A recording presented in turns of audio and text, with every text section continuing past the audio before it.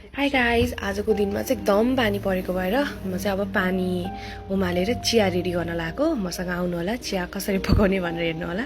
हुन त सबैलाई आउँछ तर आफ्नो हुन्छ नि त रेसिपी भनौँ न चियाको पनि।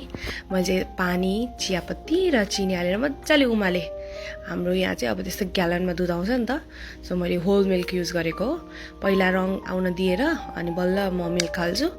खै अब मैले रियलमा हेर्दा चाहिँ यहाँ कलर मजाले आएको छ, तर यो भिडियोमा चाहिँ कलर अलि लाइट देखेको छ, तर मेरो चिया चाहिँ अलिक डार्कमै छ।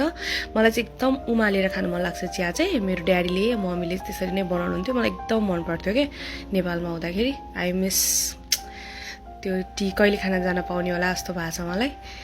एकदम मिठो हुन्थ्यो अनि आज धेरै मिस गरेँ मैले। हेर्नु न कस्तो हावा चलिरहेछ बाहिर है। मैले चिया हालेँ, अब मलाई कस्तो रुगा लागिरहेछ नि त, सो म चिया खान्छु। वाओ एकदम राम्रो भयो।